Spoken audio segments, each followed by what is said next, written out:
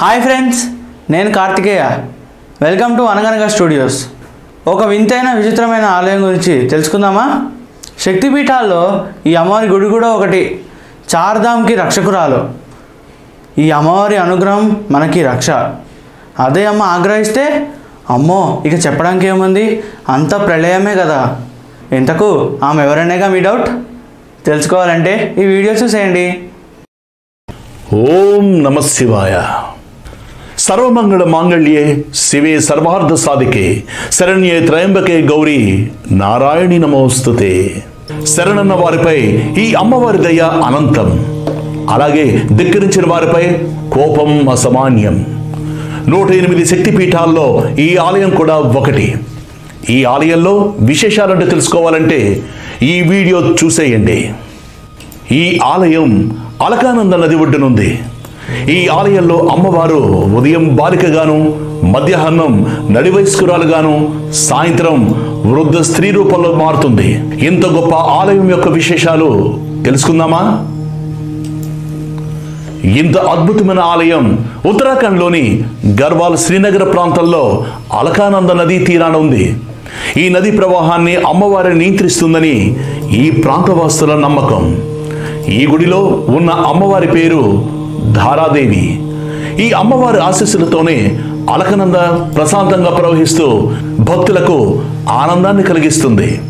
ఈ ఆలయం గురించి మహాభారతంలో ప్రస్తావన ఉంది. సిద్ధపీఠం పేరుతో దేవి భాగవతంలోనూ ఉంది. 108 శక్తిపీఠాల్లో ధారాదేవి ఆలయం కూడా ఒకటి. ఆదిశక్తి ఉగ్రాంశం, మహాకాళి అవతారమే ధారాదేవి అమ్మవారు. భక్తితో కొలిచే వారికి అనుగ్రహించే దేవత. ధిక్కరించిన వారికి అంతే విధంగా కీడు జరుగుతుంది. 1882 సంవత్సరంలో ఓ ముస్లిం రాజు ఈ ఆలయాన్ని పడగొట్టి మసీదు కట్టాలి అనుకున్నాడు. ఆ రాజు చేసిన అపచారంతో కొండ చర్యలు విరిగిపడి కేదార్నాథ్ ప్రాంతమంతా నేలమట్టమైంది. అమ్మవారి మహత్యాన్ని ప్రత్యక్షంగా చూసిన రాజు తన ప్రయత్నాన్ని విరమించుకున్నాడు.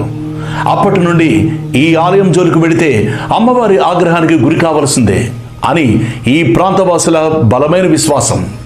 2013 మే నెలలో వచ్చిన ఉత్తరాఖండ్ వరదలకు కారణం అమ్మవారి విషయంలో అపచారం జరగడమే. అదేంటంటే శ్రీనగర్ హైడ్రో ఎలక్ట్రికల్ ప్రాజెక్ట్ నిర్మాణం కోసం ఉత్తరాఖండ్ ప్రభుత్వం విగ్రహాన్ని అక్కడి నుంచి తొలగించి సమీపంలోని కొండ మీద ప్రతిష్ఠించింది. ఆ మరుసటి రోజే ఊహించని కుంభవృష్టి కురిసి అలకానంద నది మహోగ్ర రూపం దాల్చి విలయ తాండవం చేయడంతో ఈ ప్రాంతమంతా అల్లకల్లోలమైపోయింది. అసలు ఇక్కడ అమ్మవారి విగ్రహ ప్రతిష్ఠ ఎలా జరిగింది? సుమారు 800 ఏళ్ల క్రితం ఉత్తరాఖండ్లో వచ్చిన వరదల్లో ఒక విగ్రహం కొట్టుకొచ్చి అక్కడ దగ్గరలో ఉన్న శిలకు తగిలిందట. అప్పుడు ఆ శిల నుంచి ఏడుపు శబ్దంతో పాటు కొన్ని మాటలు కూడా వినిపించాయట.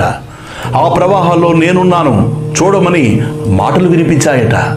అక్కడ వారు వెతగ్గా అమ్మవారి విగ్రహం కనిపించిందట. అప్పుడు ఆ విగ్రహం తీసి ఆ నది ఒడ్డునే ప్రతిష్ఠించారు. అప్పటి నుంచి ధారాదేవి అమ్మగా పేరు స్థిరపడిపోయింది. ఈ ఆలయం బద్రీనాథ్ నుంచి శ్రీనగర్కు వెళ్లే దారిలో చల్లటి మంచు కొండల మధ్య, రుద్రప్రయాగకు సుమారు 20 కిలోమీటర్ల దూరంలోనూ, శ్రీనగర్కు 15 కిలోమీటర్ల దూరంలోనూ అలకనంద నది ఒడ్డున ఉంది. కేదార్నాథ్, బద్రీనాథ్, గంగోత్రి, యమునోత్రి ఈ 4 క్షేత్రాల్ని చార్ధామ్గా వ్యవహరిస్తారు. ఈ చార్ధామ్కు రక్షకురాలు ఈ ధారాదేవి అమ్మవారు. అలకనంద ప్రవాహాన్ని ఈ అమ్మవారు నియంత్రిస్తారు కాబట్టే ఆమెను ధారామాత అంటారు. ధార అంటే ప్రవాహం అనర్థం. సాధారణంగా అన్ని గర్భగుడులకు గోపురం ఉంటుంది. కానీ ఇక్కడ అమ్మవారి గర్భగుడికి గోపురం ఉండదు. చాలాసార్లు కట్టడానికి ప్రయత్నించినా కూలిపోయేదట. దీనికి కారణం ఉందని అక్కడ స్థల పురాణాల్లో ఉంది.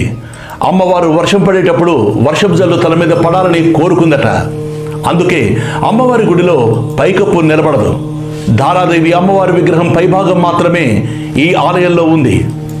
మిగతా సగం గుప్తకాశీలోని కాళీ మందిర్లో స్త్రీ యంత్ర రూపంలో ఉంది.